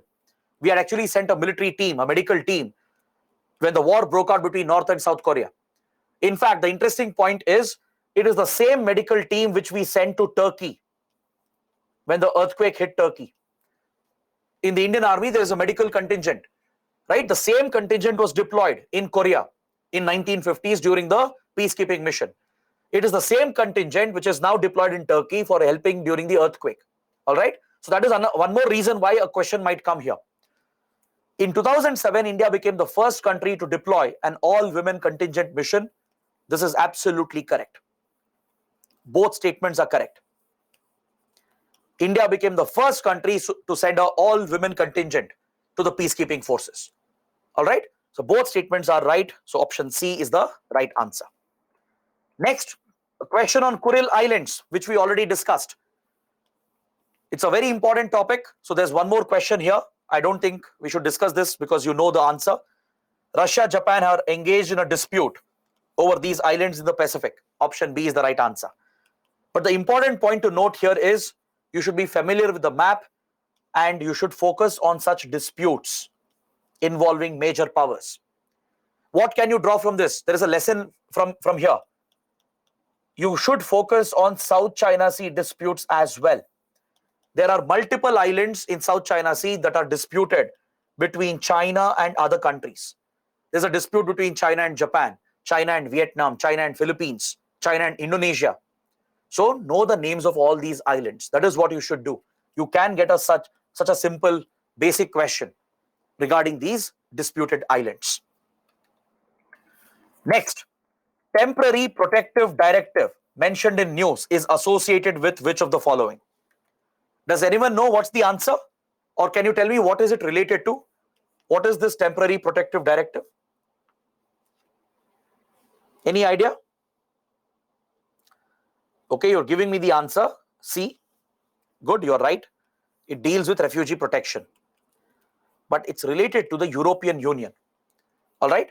The EU can give this directive to its members if they are receiving non-EU refugees on a large scale. If all of a sudden, if there is a large inflow of refugees from a non-European Union country into European Union countries, then this directive is issued to provide basic refugee rights. When you don't have the time to verify and issue them identity cards, under the temporary protective directive, for a temporary period, for 2 to 3 years, EU countries will provide basic rights to the refugees. They'll allow them to settle, get a job, take care of their education, healthcare and living expenses, etc. Such basic rights are accorded to refugees from non-European Union countries. All right. This directive was recently issued. It was issued last year when Ukrainian refugees flooded Europe. See, Ukraine is a non-EU country. It's not a member of European Union. So when Ukrainian refugees fled into European Union countries, into Poland, Romania, Hungary, and the other countries, this directive was issued by EU to accord basic protection to the refugees from Ukraine. For 2 to 3 years, they will be given basic rights in the EU countries. All right. So that is why temporary protective directive was in news. The EU issued the directive so refugees can be given basic protection and basic rights. Next, International Solar Alliance, which is an India-led initiative to promote the adoption of solar energy. We promoted this during the 2015 Paris Summit of the Climate Change Convention. India and France together backed the initiative. And initially we said the sunshine countries can become members of this alliance. Initially, membership was limited to sunshine countries. Sunshine countries are those countries which are located between Tropic of Cancer and Tropic of Capricorn, which receive more than 300 days of sunlight in a year. For more than 300 days, they receive good sunlight. Those are called sunshine countries. They are located between Tropic of Cancer and Tropic of Capricorn. So initially, when International Solar Alliance was set up by India, membership was limited only to the sunshine countries. But later, as it became very popular, we expanded the membership. Today, any UN member can join the initiative. This makes your first statement correct. Countries that are not located between Tropic of Cancer and Capricorn can also join the alliance. Yes, any UN member can become a member of International Solar Alliance. Second statement is also correct because recently we hosted the summit in Delhi. Delhi is where it is headquartered. India is the host of International Solar Alliance. During the recent summit which took place, a funding mechanism has been created, the Solar Facility. It provides a payment guarantee and sets up an insurance fund.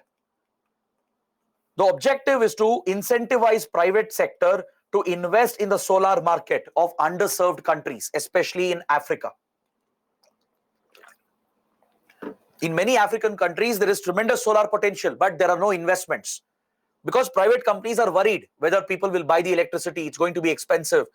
What if the project fails? Who will pay for it? So because of the fear, private investors are not going towards these small countries. That is why a solar funding facility has been created, the solar facility, during the recent summit. It provides a payment guarantee and an insurance. This incentivizes private investors to invest even in underserved markets. All right. So both statements are correct, but the question is asking incorrect statements. So option D becomes the right answer. Both statements are correct. There's no incorrect statement. So neither one nor two. Next, the Macaulay Convention seen in news is related to what? Can anyone take a guess? Can you guys let me know the answer? Does anyone know what Macaulay Convention is related to? Good, some of you are getting it right. Kapil, Rohit, Molly. It's related to preventing match fixing in sports. It was brought out by Council of Europe. It's an initiative by Council of Europe to tackle match fixing, which is a corruption, a scandal in sports. And it is linked with organized crime and money laundering. Is that clear? So that is why, to tackle this menace of fixing sport events to enable betting, which in turn has implications for crime and money laundering, the Macaulay Convention has been adopted by Council of Europe. This topic was recently in news because Interpol was looking into aspects of match fixing and betting. India's CBI also actively participated in these discussions because we hosted the Interpol summit as well this year. All right, India hosted the Interpol summit. CBI is the liaison of Interpol. CBI represents India at Interpol. That is why Macaulay Convention can be important. Just know it is related to match fixing in sports. It's brought out by Council of Europe, which is an international organization based out of Europe. Don't confuse Council of Europe with European Union. EU is different. It's a regional grouping. Council of Europe brings few European democracies together to protect rule of law, to protect democracy and human rights. Council of Europe is a different grouping altogether compared to European Union. Next question. Consider the following with regard to IAEA, International Atomic Energy Agency. IAEA has been in news because of the Zaporozhye nuclear power plant in Ukraine, which was at the risk of getting damaged due to the Russian attack. There could have been a nuclear disaster, and also because of Iran's nuclear weapons program and the Iran nuclear deal, the Joint Comprehensive Plan of Action. Attempts are being made to revive the deal by bringing US back into the deal. So for both these reasons, IAEA has been in news. So it was established as a response to the Chernobyl disaster. It's responsible for enforcing compliance with international non-proliferation agreements. Which of the statements are correct? Statement 1 is absolutely wrong. IAEA was set up in 1957. It is an autonomous body within the UN. Within the UN system, it's an autonomous organization set up in 1957. It reports to UN Security Council and UN General Assembly, and it enforces the Non-Proliferation Treaty to prevent the spread, the leakage of nuclear weapons and nuclear technology. So the main focus of IAEA is safety and security of nuclear technology and nuclear material. It promotes the peaceful applications of nuclear energy, that is for generating electricity, for cancer treatment, etc. All right. So statement 2 is absolutely correct. It enforces compliance with non-proliferation treaty. But first statement is wrong. So which of them are correct? 2 only. Option B is the right answer. Next question. Group of friends launched recently is related to what? There are 2 statements given. We need to check whether they are correct or wrong. It was launched during India's presidency of UNSC. All nations of BBIN group along with Egypt, France, Morocco are co-chairs of group of friends. Now let me tell you the right answer here. The first statement is absolutely correct. This initiative at UN called Group of Friends at the UNSC was launched during India's presidency, when India held the presidency between 2021 and 2022. All right. It focuses on ensuring the safety of UN peacekeeping forces. It's a dedicated initiative of the troop contributing countries to protect the safety of UN peacekeepers. All right. So, India, Bangladesh, Nepal, these are three major troop contributing countries. Along with India, Bangladesh, Nepal, Egypt, France, Morocco are the co-chairs of Group of Friends. See, recently Indian soldiers were killed in conflict zones as part of peacekeeping mission. 2 BSF Jawans lost their lives in Democratic Republic of Congo.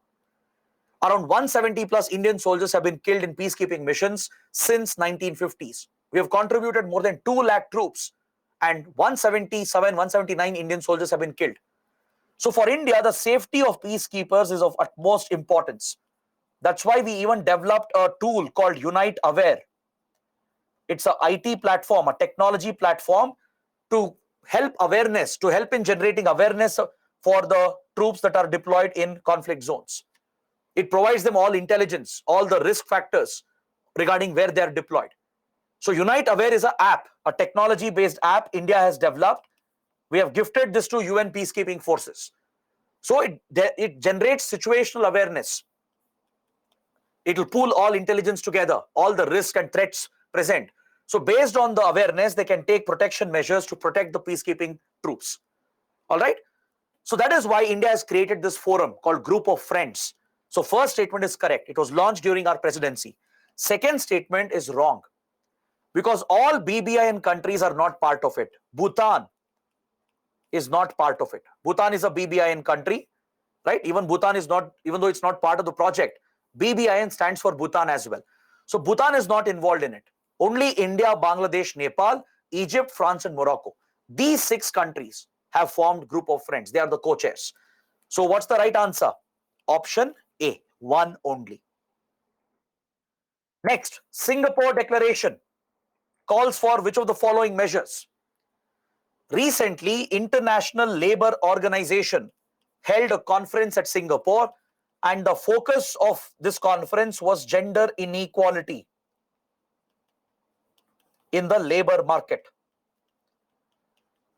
Following the conference, the Singapore Declaration was adopted to increase women's participation in labour force. So option B is your right answer. Such straightforward questions can also come from current affairs.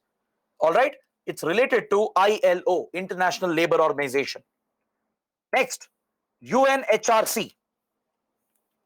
The members of the council serve a term of 3 years and are not eligible for immediate re-election. Universal Periodic Review by UNHRC examines human rights record of all member states. Statement 1 is wrong, statement 2 is correct. So option B becomes the correct answer. Why? Under UNHRC, members are elected for a 3-year term. This is correct. However, they can be re-elected immediately for 1 more term. 1 re-election is allowed.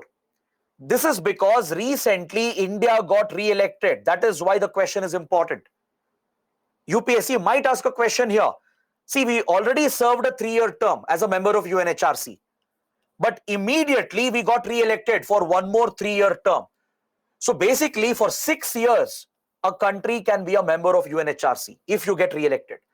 But after this, after the 2nd term, there is no re-election for you. You can't go for re-election after the 2nd term. That is not allowed. All right. So you serve a 3-year term. You can fight an election again. You can get re-elected immediately, but only once. But the 2nd re-election is not allowed. So statement 1 becomes wrong. It says re-election is not allowed at all. It is allowed. For 1 more term, you can get re-elected. India itself has been re-elected recently. 2nd statement is correct. There is a universal review of all UN member states regarding their human rights track record. That is the best feature of UNHRC. It reviews the performance of all countries regarding upholding human rights. So option B becomes the correct answer. Next, currency monitoring list of US recently was in news. An economy with a significant trade surplus with US is placed on the list. India is a part of the currency monitoring list of 2022. See, if US believes that a country is resorting to unfair trade practices, if a country is deliberately devaluing its currency to benefit its exports, if it is deliberately creating trade barriers for the other country, and through these unfair measures, if a country is having a huge trade surplus, then such countries are placed on the currency monitoring list by the US Treasury Department. All right, it means the other country is manipulating the market. It's deliberately blocking US imports to that country through trade barriers, through high tariffs, and currency is being devalued artificially so that exports will benefit and imports will become costly. So if any country is doing this to have a trade surplus with US, it is placed on currency monitoring list. All right, so statement 1 is correct. Statement 2 is wrong. India was on the list, but we were removed last year. Under the Trump government, India had been placed on currency monitoring list. But due to improved relations and also due to India's track record with regard to fair trade practices, India has been removed from the currency monitoring list. So statement 2 is wrong. Option A becomes the correct answer. Let's look at the next question, 96. With reference to soft power diplomacy, look at the statements. This is a conceptual question. It's not from current affairs exactly. Of course, there is a recent development, but it's not exactly a current affairs question. It's more of a conceptual question. It is the ability of a country to influence other countries through appeal and attraction using non-coercive means. This is absolutely correct regarding soft power diplomacy. In soft power diplomacy, you're projecting your cultural assets, your civilizational assets. You're attracting other countries. You're appealing to them through investments, through assistance, and you're using non-coercive methods. All right? Hard power is the opposite of this, where you use your military and economic strength to force other countries. So soft power diplomacy is winning goodwill in another country through appeal and attraction by using non-coercive methods. So statement 1 is correct. Second statement, however, is wrong. It says, according to Brand Finance's Global Soft Power Index 2022, India is ranked ahead of China in soft power diplomacy. This is wrong. China is ranked way higher than India. China is at 4th rank. India has actually dropped to 29th position. Now in the latest report, we have jumped to 28th position. So we are behind China by quite a big margin. So statement 2 is wrong. Option A is the correct answer. The definition of soft power diplomacy is correct, but the ranking is wrong. India is not ahead of China. We are behind China. Next, International Crime Police Organization or Interpol. The topic itself is important because recently India hosted the Interpol Summit. It is an intergovernmental organization that helps police forces in all member countries to better coordinate their actions. This is obviously correct. That is the purpose of Interpol. In every country, there is a liaison organization which represents the country at Interpol. From India, it is the CBI. So Interpol is a platform, an intergovernmental platform where the police organizations cooperate and coordinate with each other. They can issue these color-coded notices like red corner notice, purple notice, etc.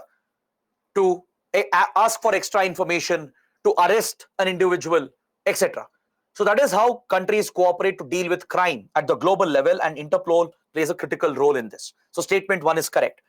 Member states are obliged to comply with the demands of the General Secretariat. This statement is wrong. It's not an obligation. You can deny cooperation as well. Even if a red corner notice is issued, the member country can say, we will not follow this, we don't have enough evidence. So they might deny cooperation in this regard. So second statement is wrong. Again, option A, 1 only is the correct statement. Next, question 98. With reference to geopolitical groupings, Lusophone world recently seen in news refers to what? Can someone tell me what the answer could be? The term Lusophone, have you heard about this? Very good. Palak, Dinesh have got it right. It's a group of countries where the Portuguese language is spoken. See, you have Anglophone countries where English language is spoken. Mostly they are former British colonies. Similarly, you have Francophone countries where French language is spoken, which are usually former French colonies. They have a grouping called OIF, where French language is spoken, the Francophonie countries. They have a group called OIF to promote their cultural relations. Similarly, Portuguese language is spoken in many countries, in Africa, in South America, and of course in Europe. And in India as well, Portuguese is spoken, especially in Goa. So this is called Lusophone, where Portuguese language is spoken. Those countries are called Lusophone countries, Anglophone, Francophone, similarly Lusophone countries. Believe it or not, Portuguese is the largest language in Southern Hemisphere. In the Southern Hemisphere, it's the largest spoken language. So India is tapping its cultural links between Goa and Portugal. And we are leveraging the Portuguese language to connect with all the Lusophone countries. There are many African countries where Portuguese is spoken. There are South American countries like Brazil where Portuguese is still very popular. So we are looking to connect with them. That is why Lusophone world has become a focus for India. Via Goa, we are building these links with Portugal and the Portuguese speaking countries. So option A is the right answer. Next, Summit for Democracy was recently in news. It's an initiative of UN Secretary General. Wrong statement. It's an initiative of the United States of America launched in 2021. All right? It's led by the US. The second summit is taking place this year in 2023. Election Commission of India is leading the cohort on elections integrity as a follow-up to the first Summit for Democracy. This is correct. India is a participant in the Summit for Democracy, and Election Commission of India is focusing on transparent elections. It's helping other countries to implement free and fair elections and transparent elections to strengthen democracy. So second statement is right. 2 only. Option B is the correct answer. Now, I come to the last question related to NATO. Consider the following with regard to Bucharest 9 or B9. It's a group of 9 NATO countries in Eastern Europe that became part of US-led military alliance after the Cold War ended. All members of B9 are part of European Union. Both statements are correct. Option C is the correct answer. Why? Because see, Bucharest is the capital of Romania. Romania is a East European country. So over here, the group called B9 was formed. The B9 countries are nothing but several East European countries, 9 East European countries, which were either part of Soviet Union or they were allies of Soviet Union during Cold War. After Cold War ended and Soviet Union disintegrated, they all joined NATO and European Union. After 91, these East European countries, 9 countries, they all moved away from Soviet influence, from Russian influence, and joined NATO, and they're also members of European Union. This includes Romania, Poland, Bulgaria, Hungary, Czech Republic, Slovakia, then your Baltic states, Estonia, Latvia, and Lithuania. So these 9 countries are part of this group called B9, which represent former Soviet allies or Soviet republics. They have joined NATO and European Union today after the Cold War. So both statements are correct. So option C is the correct answer. So this completes the discussion and analysis of the IR Prelims Test Series paper. I hope it was a good productive session. I've tried covering at least half the paper, that too with in-depth analysis, right? So do let me know how the session went. Take up the remaining tests seriously because your exam is approaching. And if you have any further doubts, reach out to us. We are there to help you. All right. So thanks for being with me. Have a good night. I'll see you soon and hopefully we'll discuss current affairs again. Thank you. Good night.